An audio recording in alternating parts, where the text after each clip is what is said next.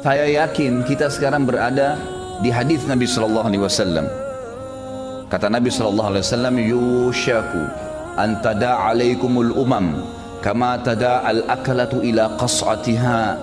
Nanti akan datang satu zaman di mana umat-umat ini non muslim atau orang yang mengaku Islam tapi sebenarnya bukan orang Islam akan mengeroyoki kalian sebagaimana belatung atau ulat memanggil teman-temannya untuk mengeroyoki makanan di nampan. Kata para sahabat, ya Rasulullah, amin killatin nahnu yawma idzin. Wahai Rasulullah, dulu kami pada saat itu atau nanti pada saat itu, apakah kami jumlahnya sedikit? Kenapa sahabat bilang seperti itu?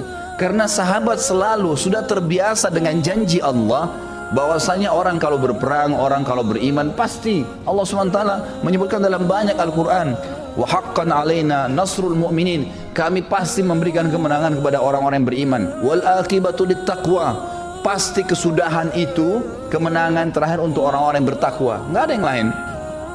Mereka sangat yakin dengan itu. Sementara jumlah sahabat sangat sedikit waktu itu dibandingkan jumlah orang-orang kafir. Kita tahu di perang Badar jumlah sahabat 314 orang dengan Nabi SAW, masukan musuh 1000. Di perang Uhud jumlah mereka 700. Ada 300 sebenarnya bertambah tapi orang munafik jadi 1000, tapi 300 ini juga berkhianat pulang. Sisa 700 melawan 3000. Dengan jumlah selalu lebih sedikit kaum muslimin, tapi kemenangan demi kemenangan Allah kasih. Maka para sahabat bingung, ya Rasulullah, apakah waktu itu jumlah kami sedikit sehingga kami enak saja dikeroyokin oleh orang-orang? Kata Nabi SAW, bal antum kathir walakinnakum gusa'u wa gusa'is sail. Kalian banyak waktu itu. 7,2 miliar sekarang umat manusia di muka bumi ini, 7,3 miliar jumlahnya. Itu 3 miliaran sekian itu umat Islam. Kita setengah umat Islam seluruh dari seluruh suku ini, setengah penghuni bumi sekarang. Banyak sekali. Tapi kalian seperti buih di lautan. Lalu kata Nabi SAW, wala yanzi'anna Allah min suduri aduikum al-mahabata minkum. Pada saat itu Allah akan tarik, Allah tarik dari hati-hati musuh kalian rasa takut, segan. Tidak ada lagi takutnya dengan kaum muslimin. Di zaman Nabi SAW, mereka zaman sahabat takut orang-orang kafirin. Takut sampai dikatakan dalam beberapa athar, namanya Umar bin Khattab kalau disebut di wilayah-wilayah kafir, mereka pada ketakutan. Dengar namanya saya sudah takut gitu. Dengar namanya saja mereka tidak berani, gitu kan. Sekarang luar biasa gitu. Allah sudah masukkan, Allah akan angkat rasa segan dari hati musuh-musuh kalian. Kenapa sebabnya? Karena kata Nabi SAW pada saat itu dalam hati kalian ada penyakit wahan.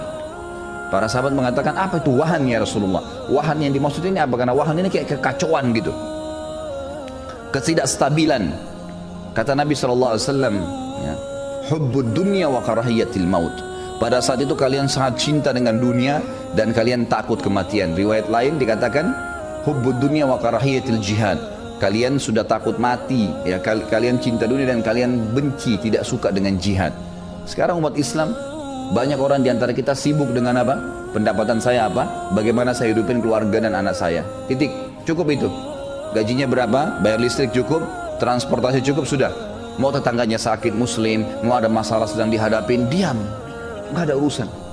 Depan mata kita sekarang ini, setiap negara Islam, pemimpin Islam, setiap ulama kaum muslimin, gitu kan, kecuali sebagian kecil, umumnya kaum muslimin nafsi-nafsi semua. Yang penting dia aman, selesai. Mau yang lain kena, Jogja kena banjir, gempa, kena gempa longsor, kemudian waktu kemarin tsunami. Berapa banyak sih dari jumlah umat Islam ini yang menyumbang? Berapa banyak sumbangan yang masuk dibandingkan dengan jumlah umat Islam waktu itu? Kalau kita hitung persentasenya yang bantu pada saat tsunami terjadi, kemudian di Jogja, banyak yang terjadi masalah di Indonesia, memang ada yang membantu.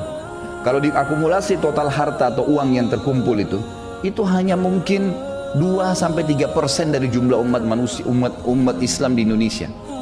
Mana yang 98% nih? Mana yang 97%? Mereka melakukan peduli terhadap umat Islam? Sama sekali. Gitu kan? Jadi nggak ada. Betul pada saat ini memang kita sangat cinta dengan dunia, pusing dengan itu saja, terus saja, dan juga benci dengan jihad, takut mati. Ya, kalau sakit siap mengeluarkan uang banyak. Nanti datang asuransi mengatakan nanti Anda rawat nginap, dikasih gratis sekian.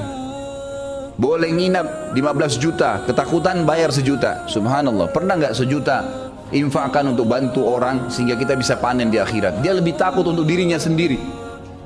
Bayar 1 juta karena takut nanti rawat nginap, padahal sampai 5 tahun tidak pernah rawat nginap.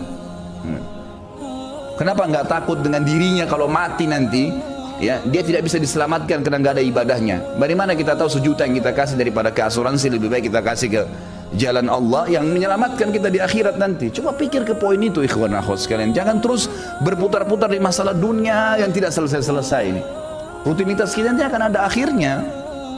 Kita bangun pagi, mandi, sarapan, keluar aktivitas, kemudian siang lagi, sore, malam lagi tidur. Ada subhanallah orang-orang Islam begitu, cuma tahu makan, minum, tidur, kerja, selesai.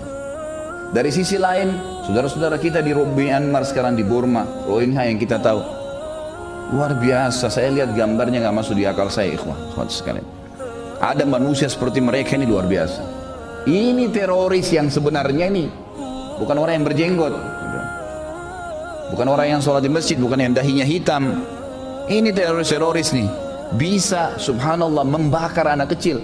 Saya lihat gambarnya sendiri, anak kecil diikat di satu kayu yang panjang. Kemudian ada satu orang Buddha dipegang dari sebelah sana, sebelah sini satu, terus dibakar, dipanggang kayak bakar kambing. Manusia loh ini, anak kecil lagi. Sedangkan seorang militan saja, prajurit perang, kalau ditangkap, kemudian mau disiksa, mungkin tidak ada penyiksaan di dunia terjadi pernah dipanggang seperti kambing begitu. Anak kecil, perempuan digantung, dibuat traumatis hanya alasan karena mereka Islam. Satu rumpun loh ini ya, warna kulitnya sama, paras wajahnya mereka sama, bahasa mereka sama. Itu saja sudah cukup sebenarnya membuat mereka tidak buat macam-macam. Dan statement internasionalnya, Presiden Myanmar mengatakan apa? Kami tidak ingin Myanmar seperti Indonesia. Kenapa Indonesia? Karena pada saat umat Islam menjadi banyak, mereka akhirnya mendominasi. Memang selama ini kenapa kalau Indonesia didominasi orang Islam? Pernah nggak ada Presiden Indonesia dari Soekarno sampai sekarang yang kita tahunya Islam walaupun mereka kebanyakan nasionalis? Pernah nggak ada yang menyiksa orang kafir? Bahkan orang Islam yang kadang-kadang masih ada yang di nomor 2 kan, gitu kan? Tidak ada masalah dengan umat Islam pada saat memimpin sebenarnya. Jadi seakan-akan simbol ini mau perang agama, mereka tidak takut sama sekali. Negara Myanmar itu kecil. Saya kadang-kadang bercanda di pengajian saya, kalau orang Indonesia, tidak usah Indonesia, orang Jawa Barat datang ke sana meludah tenggelam tuh.